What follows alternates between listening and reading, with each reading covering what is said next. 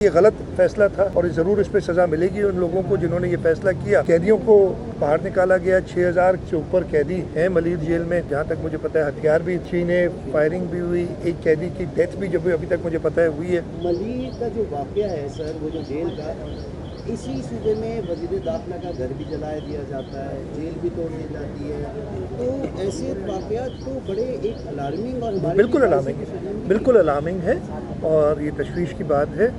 देखिए, जो अभी तक मुझे पता चला है, मेरी आज लेटर टुडे एक मीटिंग भी है इस सिलसिले में ताकि हम इसको और स्टडी करें। अभी तक जो पता चला है कि जो ज़िलज़िले के झटके आ रहे थे उसमें कैदियों में कुछ तशवीश हुई कि जी हम बैरिक्स के अंदर हैं, हमें बाहर निकाला जाए, गिर ना जाए। मेरा ख्याल है, अब अगेन मैं वो देखूंगा, मैं कोई जजमेंटल बात अभी नहीं करना चाहता, लेकिन इनिशियल थॉट यही है कि गलत था उनको निकालना। ये सिंगल स्टोरी जो इमारतें होती हैं इनको इतना कोई ख़ास, वैसे तो अगर बहुत ज़्यादा बड़ा अर्थक्वेक आ जाए तो कुछ भी नहीं, अल्लाह माफ़ी दे, अल्लाह ताला करम करे, कुछ भी नहीं बचेगा। लेकिन ये 3.2 रिक्टर स्केल के जो झटके आ रहे थे, ये तो मैंने भी बहुत पहले अर्थक्वेक इंजीनियरिंग पढ़ी है। ये तो एक अच्छी बात है कि जो ज़मीन अपनी एनर्जी रिलीज़ करती है, अगर इकट्ठी रिलीज़ करे तो बहुत बड़ा अर्थक्वेक आ जाता है। तो छोटे शॉक्स बेहतर होते हैं, बेहतर तो कुछ नहीं होता, लेकिन एक बड़े अलमिये से बचने के लिए होते हैं। इसके एक और भी मसला होता है कि ये कभी कभी प्री शॉक्स आते हैं बिफोर अ लार्ज अर्थक्वेक। वो डर है, मैंने साइस्मोलॉजिस्ट से बात की हुई और हम उसको फॉलो कर रहे हैं जिस हद तक कर सकते हैं। जहाँ तक कि मलिर का वाक़या ये गलत फैसला था और ज़रूर इस पर सज़ा मिलेगी उन लोगों को जिन्होंने ये फैसला किया। कैदियों को बाहर निकाला गया, 6000 से ऊपर कैदी हैं मलिर जेल में। और जब वो बाहर ग्राउंड्स में, नहीं तो नॉर्मली जेल के 6 बजे के बाद शाम को कोई बाहर नहीं रहता, उनको जब बाहर निकाला गया और वो प्रिकॉशंस प्रॉपर नहीं ली गई, जिसकी वजह से कैदी एक मॉब की सूरत हाल अख्तियार की। उन्होंने, जहाँ तक मुझे पता है, हथियार भी छीने, फायरिंग भी हुई, एक कैदी की डेथ भी जब अभी तक मुझे पता है हुई है। इस सिलसिले में पुलिस ने और जो उधर जेल के हुकाम थे, फिर एफसी वाले थे, एफसी उधर पोस्टेड थी, उन्होंने रिटेलिएट किया।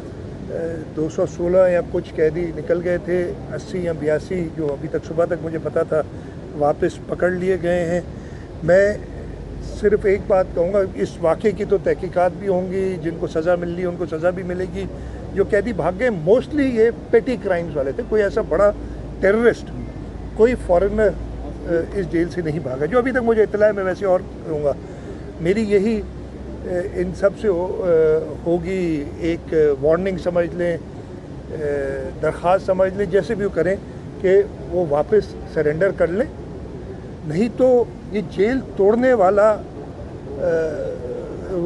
जो है वाक़या, उसमें उनकी इन्वॉल्वमेंट आएगी तो वो फिर वो टेररिज्म के जो ये पेटी क्राइम्स में इन्वॉल्व थे, इनके ऊपर बहुत बड़े केस बन जाएंगे।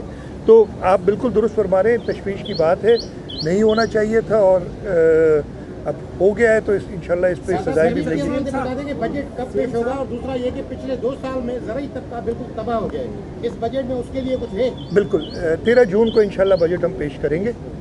जुम्मे का दिन है जो अभी इरादा है हमारा, और ये चीज़ देखते हुए कि ज़राई तबके को प्राइसेस नहीं मिली हैं और इसकी वजह से ज़राई तबका, और हम नहीं चाहते कि ऐसी सूरत हाल हो कि हम वीट इंपोर्ट पे वैसे ही शायद करनी पड़े हमें दोबारा, अगले साल और ख़राबी हो। तो हमने कुछ स्टेप्स लिए, इंशाल्लाह वो बजट में बताएंगे।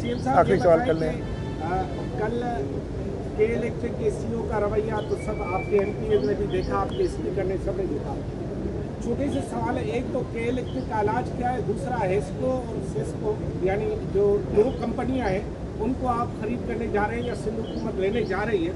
के इलेक्ट्रिक का भी जवाब दीजिएगा। क्या मैं दोनों बता रहा हूँ, कैसे खरीद बता रहा हूँ। देखिए, के इलेक्ट्रिक अनफॉर्चुनेटली जब प्राइवेटाइज़ किया गया तो हुकूमत सिंध को बिल्कुल इसमें इन्वॉल्व नहीं किया गया, प्राइवेटाइज हो गई। इस वक्त के इलेक्ट्रिक के बोर्ड पे हुकूमत सिंध का वफाक के नुमाइंदे मौजूद हैं, हुकूमत सिंध का कोई नुमाइंदा नहीं है के इलेक्ट्रिक के बोर्ड पे। तीसरी चीज़, के इलेक्ट्रिक का रेगुलेटर नेपरा है, जो अगेन सूबाई हुकूमत के ज़मरे में नहीं आता, वफाक के ज़मरे में आता है। और जो ये सारे हैं पर्क्स जो लिए हुए हैं जी, बोर्ड मेंबर भी वफाक के होंगे, रेगुलेट भी हम करेंगे, ये सारे पर्क्स तो वफाक ने ले लिए। और जो सारी लाइबिलिटी है वो हुकूमत सिंध पे डाल दी कि जी लोगों को अगर तकलीफ़ हो तो आप ज़िम्मेदार हैं। तो ये चलेगा नहीं, और ये हमने वफाक से कहा हुआ है, कई अरसे से कह रहे हैं। अब हमें इस पे और सीरियस होना पड़ेगा कि मैनेजमेंट में बोर्ड के अंदर हुकूमत सिंध की नुमाइंदगी हो, ताकि हम उन पे एक चेक भी रख सकते हैं और जो कंज्यूमर है जो कि सूबे का है उसको फ़ायदा हो। आपने हेस्को और सेप्को की बात की।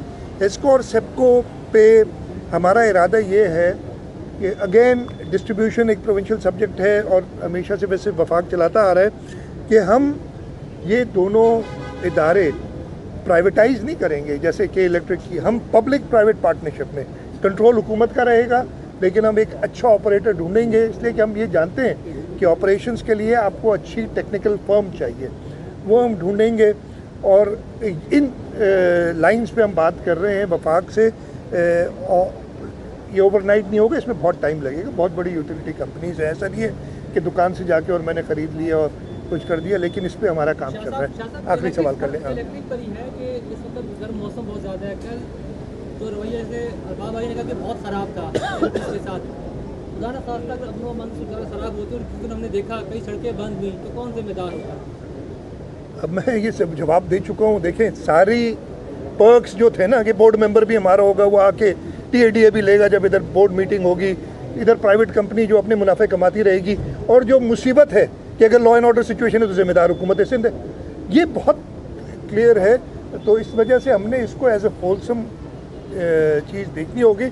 ऑब्वियसली लॉ एंड ऑर्डर की जिम्मेदारी सूबाई हुकूमत की है, लेकिन उसके अंदर अगर कोई और इदारा ऐसे सूरत हाल पैदा करता है कि लोग मजबूर हो जाएं, मैं सिर्फ लोगों से कहूँगा कि अपना प्रोटेस्ट करें, लेकिन वो पीसफुल रहे।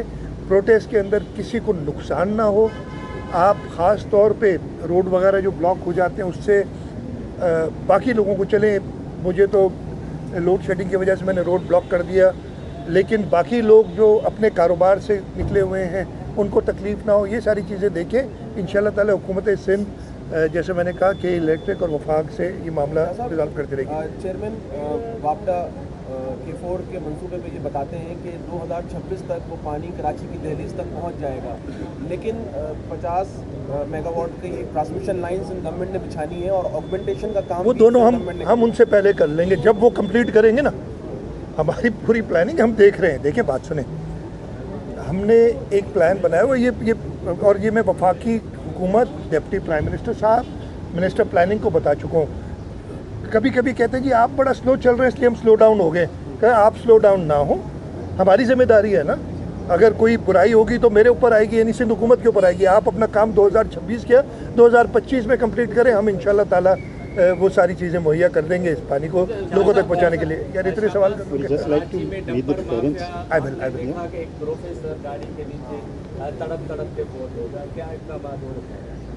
इसमें ये जो एक इशू हुआ था, कमी तो आई है, काफ़ी स्टेप्स उठाए हैं हमने। DIG ट्रैफिक नया तैनात किया, उन्होंने टेक्नोलॉजी को इस्तेमाल करते हुए कुछ स्टेप्स लिए, कुछ स्टेप्स और लेने हैं। अनफॉर्चुनेट वाक़यात हैं।